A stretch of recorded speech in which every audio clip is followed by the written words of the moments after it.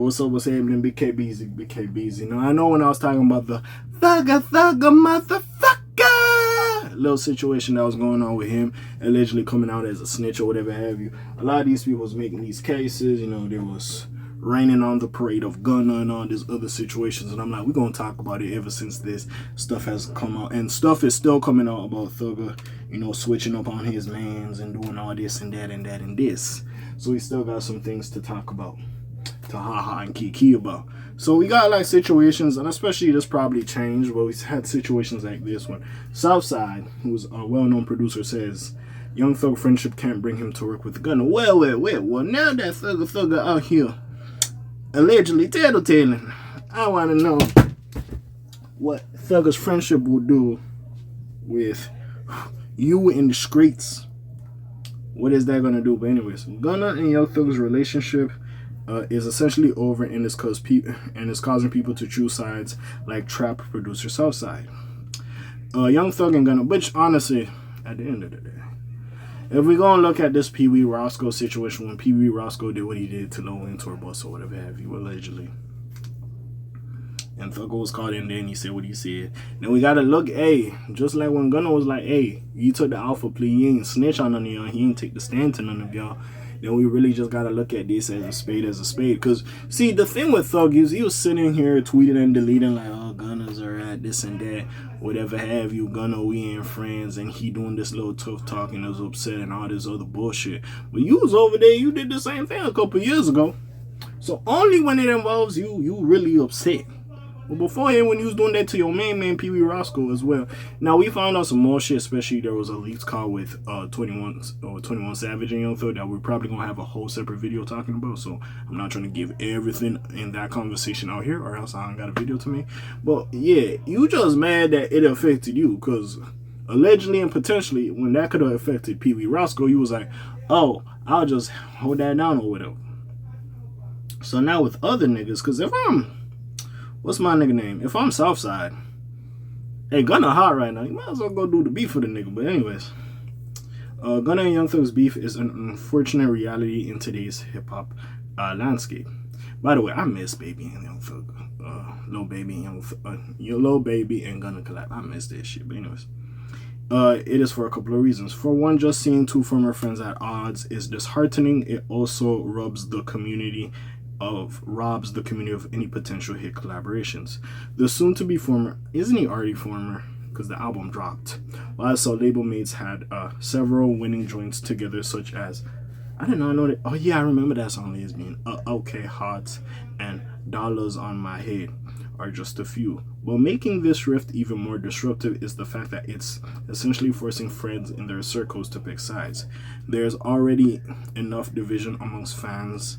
Also, if that is the case, we see Offset and Gunna locked in. So what does Thug say about Offset? Or was they not really that close? Remember, we were supposed to get Migo thugging. We were supposed to get a collab tape with them, but we never got that shit.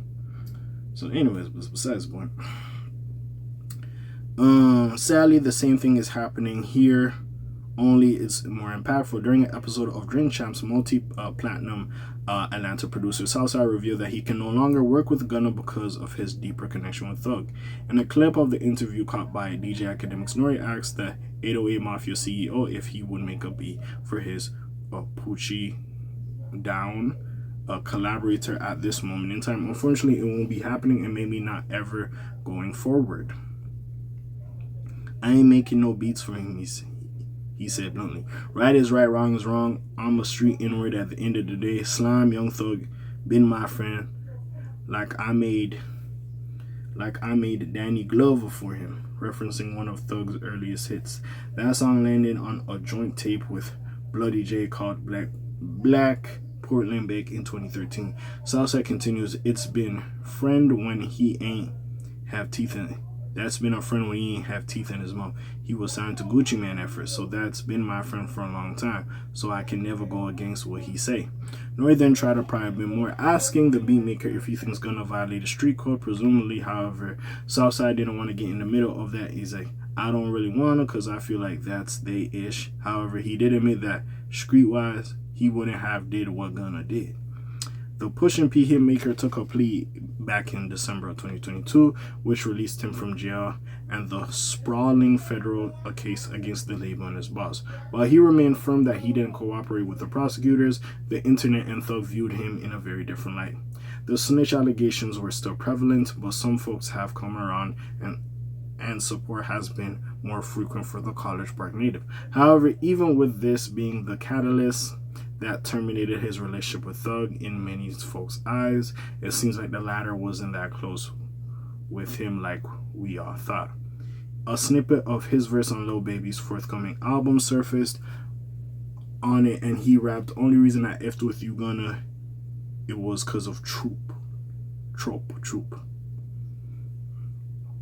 See, I don't like this shit. Now, again, I'm gonna talk into other things, but one thing I will give you, if you listen to some of the leaked calls that Thug was on, Thug was talking to Savage saying, hey, you know, I want to ruin his career, I want to do this, I want to do that, and I get it, don't get me wrong, but it depends on the definition of snitching. Now, I think Wack 100 and another person defined snitching, and they rocking with Thug. But like, Gunna didn't get on the stand until he didn't put them over. He just denounced that shit and admitted that was a gang. Now again, yes, and to be fair, I said it a bunch of times. I'm like, Gunna ain't really gonna get no time.